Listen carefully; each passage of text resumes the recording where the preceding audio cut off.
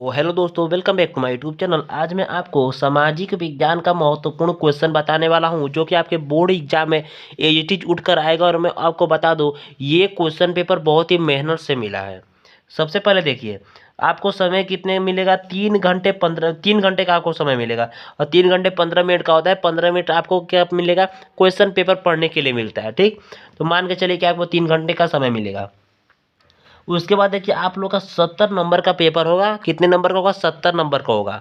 और मैं आपको बता दूं, ये लक्ष्य बैच 1.0 का 5वां वीडियो है। अगर आपने 4 वीडियो नहीं देखा है तो जाकर के देख लीजिए।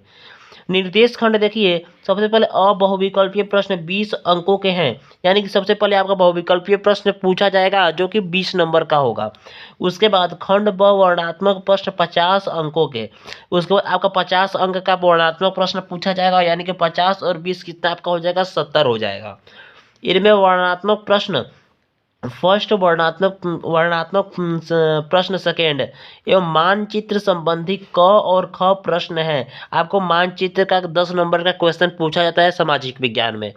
उसके बाद यहाँ पे कुछ नोट दिया है, नोट पढ़ लीजिए आप लोग। सभी प्रश्न करना अनिवार्य है।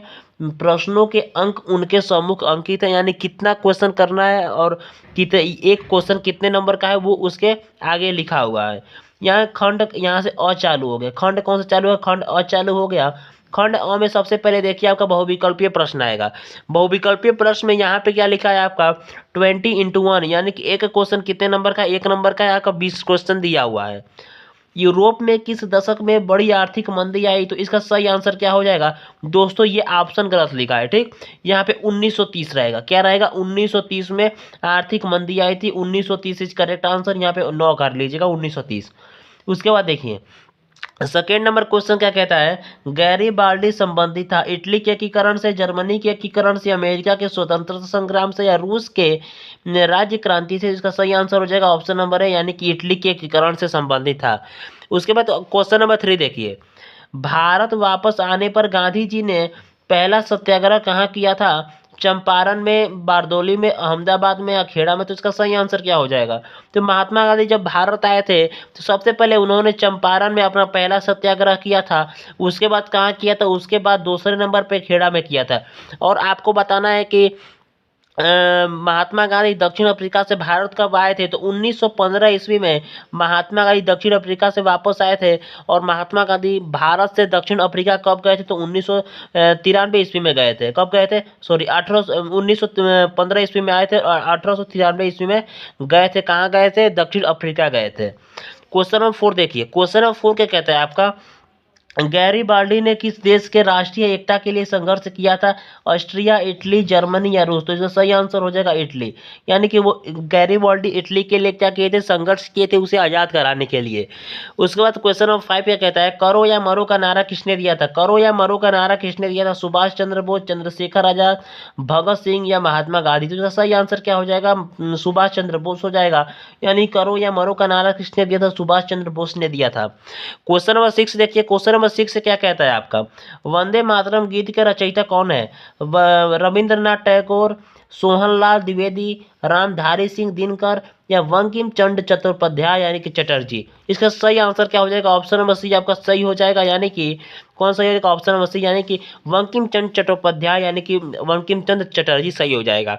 उसके बाद देखिए क्वेश्चन नंबर 7। आपका क्वेश्चन नंबर 7 का कहता है कि निम्न में से कौन सी अजैविक संसाधन है? चट्टाने, पशु, पौधे, या मछलियां। इनमें से अजैविक संसाधन बताना। यानी कि देखिए, यहाँ पे लिखा है जैवी, जैवी, और इसमें अ जोड़ दे, यानी कि अजैविक जिसमें प्राण ना हो। चट्टाने, पशु, पौधे, या मछलियां। तो इसमें चट्टाने हो जाएगा। ठीक, उसके बाद देखिए क्वेश्चन नंबर 8, लाल पीली मिट्टी पाई जाती है। ये क्वेश्चन वेरी वेरी इंपॉर्टेंट है, वेरी वेरी इंपॉर्टेंट और वेरी वेरी इजी क्वेश्चन है। बहुत ही इजी क्वेश्चन है। इसका आंसर आप लोग कमेंट बॉक्स में दीजिएगा। किस में दीजिए? कमेंट बॉक्स में दीजिएगा इसका आंसर।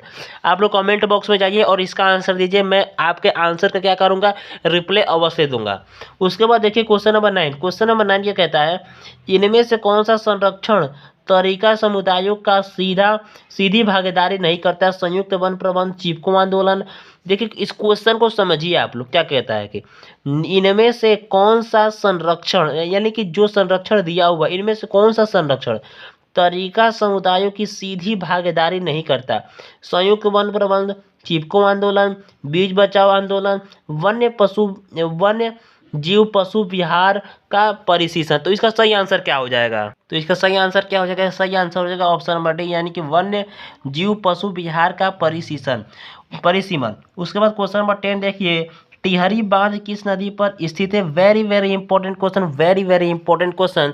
टिहरी बांध किस नदी पर स्थित है? आपका 20 क्वेश्चन में से एक क्वेश्चन बांध पे आता है, यानी कि दे देगा कि टिहरी बांध किस नदी पर स्थित है, हीराकुंड बांध किस नदी पर स्थित है। ऐसे एक क्वेश्चन आपका 100% फंस जाता है एग्जाम में।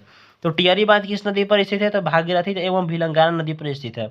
उसके बाद देखिए, हीराकुंड परियोजना किस नदी पर निर्मित है? रिहंद, दामोदर, महानदी, कृष्णा। तो इसका सही आंसर क्या हो जाएगा? इसका आंसर देखिए आप लोग, क्वेश्चन नंबर 11 का हीराकुंड परियोजना किस नदी पर स्थित है? तो महानदी पर स्थित है। ठीक, इसे आप लोग याद रखेंगे, ये दोनों क्वेश्चन महत्वपूर्ण है। निम्न में से किसे हरा सोना के नाम से जाना जाता है? तो आप लोग सभी लोग इसका आंसर दे देंगे, मैं जानता हूँ। वन संसाधन, जल संसाधन, मानव संसाधन या भूमि संसाधन। इसका सही आंसर हो जाएगा वन संसाधन। क्वेश्चन नंबर 13 का क्वेश्चन नंबर 13 देखिए, वर्तमान समय में भारतीय संघ के कितने केंद्र शासित प्रदेश हैं? वेरी वेरी इजी क्वेश्चन, 8 है। ठीक, क्वेश्चन नंबर 13 का डी नंबर सही हो जाएगा। उसके बाद देखिए 14 नंबर, लोकतंत्र का विकास किसके माध्यम से होता है? सामाजिक आंदोलन, सांस्कृतिक घटना हो, जन संघर्ष या इनमें से कोई नहीं।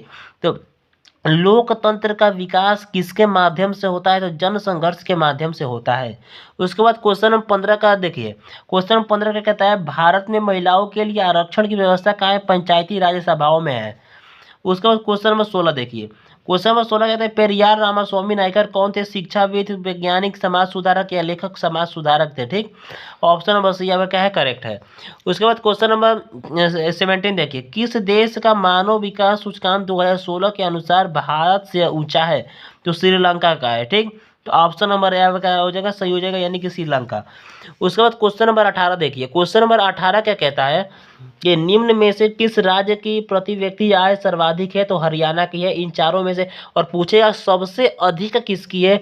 तो गोवा की है। ठीक, गोवा, यानी कि जब 4 ऑप्शन दे दिया इसलिए इसमें हरियाणा होगा। इन चारों में से सबसे अधिक हरियाणा की है, और पूरे भारत में सबसे अधिक किस राज्य की है? तो गोवा की है।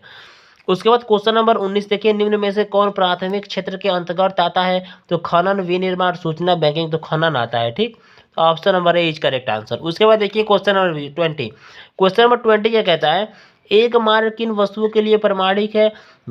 सेवा वस्तु, इलेक्ट्रॉनिक्स, खाद्य पदार्थ या उपभोग वस्तु। इसका सही आंसर क्या हो जाएगा? इसका सही आंसर आप लोग कमेंट बॉक्स में देंगे। वेरी वेरी इजी क्वेश्चन है, वेरी वेरी इजी क्वेश्चन। मैं आपसे 2 क्वेश्चन का जवाब कमेंट बॉक्स में पूछा हूँ, क्वेश्चन नंबर 20 का, और क्वेश्चन नंबर कौन सा था इधर? इधर था आपका लगभग क्वेश्चन नंबर 8 था, ये रहा क्वेश्चन नंबर 8। लाल पीली मिट्टी पाई जाती है, कहाँ पे पाई जाती है? और क्वेश्चन नंबर 20, एक मार्ग किन वस्तुओं के लिए प्रमाणित है? ये वाला क्वेश्चन। दो क्वेश्चन का आप लोग जवाब कमेंट बॉक्स में दीजिए।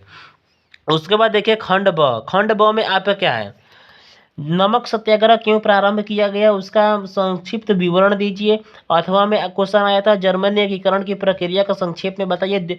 इन दोनों में से कोई एक करना था, और एक क्वेश्चन 4 नंबर का था। कितने नंबर का था? 4 नंबर का। उसके बाद क्वेश्चन नंबर 2 देखिए, बहुउद्देशीय नदी घाटी परियोजना के किन्हीं 4 महत्वों को समझाइए।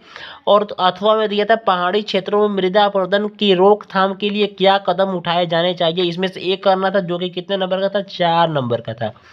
उसके बाद क्वेश्चन नंबर 3 में क्या कहता है? क्वेश्चन नंबर 3 देखिए आप लोग, क्या इस बात से सहमत है कि लोकतांत्रिक व्यवस्था सामाजिक सामंजस्य स्थापित करती है? अथवा में था, जीवन के विभिन्न पक्षों का वर्णन कीजिए जिनमें भारत की महिलाओं के प्रति भेदभाव किया जाता है। ये क्वेश्चन कितने नंबर का? 4 नंबर का था। आप लोग यहाँ पे देखिए लिखा है कि 4x4, यानी कि 4 क्वेश्चन 4 नंबर का आएगा आपका। ठीक, 16 नंबर का क्वेश्चन है।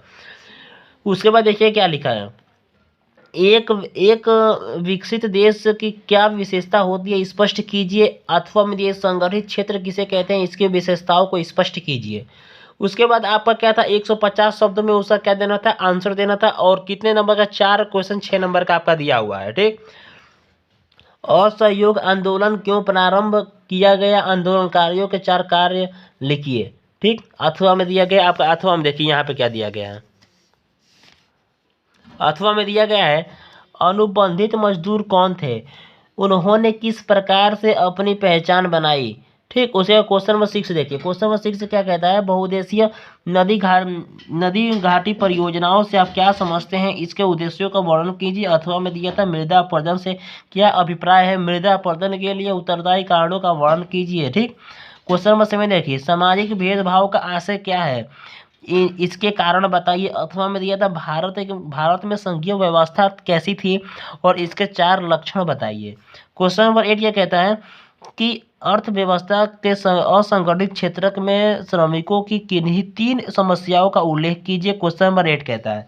अथवा में आप ये कीजिए, अथवा में ये कीजिए, कुछ ऐसे कारकों की चर्चा कीजिए जिनसे उपभोक्ता का शोषण होता है। तो आप लोग ये कर लीजिएगा क्योंकि ये क्वेश्चन ईजी है। ठीक, उसके बाद देखिए क्वेश्चन नंबर 9। क्वेश्चन नंबर 9 क्या कहता है, मानचित्र संबंधित कार्य निम्न को मानचित्र पर दर्शाइए। वह स्थान जहां चंद्रशेखर आजाद शहीद हुए थे। दूसरा नंबर क्या कहता है, वह स्थान जहां जलियांवाला बाग हत्याकांड हुआ था। वह स्थान जहां काशी हिंदू विश्वविद्यालय स्थित है। वह स्थान जहां महात्मा गांधी ने नमक कानून भंग किया था। वह स्थान जहां स्वामी विवेकानंद ने जन्म लिया था। और निम्न में से किन्हीं 5 को मानचित्र पर दर्शाइए। लौह अयस्क की खान कहाँ पर है, सलेम लोह इस्पात संयंत्र। उसके बाद क्या है, उसके बाद आप तीसरा नंबर है कि बोकारो स्टील संयंत्र, इंदिरा गांधी अंतर्राष्ट्रीय हवाई अड्डा। उसके बाद है हीराकुंड बाद भागड़ा नांगलबाद। ये ठीक ठाक है। और देखिए गेहूं का उत्पादक राज्य, तो इसमें से कौन सा सही आपका हो जाएगा, गेहूं का उत्पादक राज्य और उसके बाद गन्ना का उत्पादक राज्य। ये दोनों तो महत्वपूर्ण है। ठीक, चाय का उत्पादन ये भी बहुत ही महत्वपूर्ण। इसमें से देखिए कौन सा महत्वपूर्ण है, एक आपका ये है, ये और कौन सा है, पहला नंबर है। और इसमें से पहला, दूसरा, तीसरा और चौथा भी है। इनमें से सब महत्वपूर्ण है। ठीक, इनमें से केवल 3 महत्वपूर्ण है जो कि आपके बोर्ड एग्जाम में आने का एकदम 100% चांस रहता है। और 5वां नंबर भी बहुत ही महत्वपूर्ण है। इन जितना मैं गोला लगाया हूँ सब आप लोग बढ़िया से पढ़ के जाइएगा। दोस्तों अगर आपको वीडियो पसंद आई तो वीडियो को लाइक कर दीजिएगा, अपने दोस्तों में इस चैनल को शेयर कर दीजिएगा। ठीक, इस चैनल पे क्लास 10 की तैयारी कराई जा रही है जो कि आपके बोर्ड में एज उठ करके क्वेश्चन आने वाला है। ठीक, इसलिए कम से कम आप लोग चैनल को सब्सक्राइब कर दीजिए, जो कि जो वीडियो अपलोड होगा उसका नोटिफिकेशन आपके पास पहुंच जाएगा और आप तुरंत उस वीडियो को देख लेंगे। Thank you.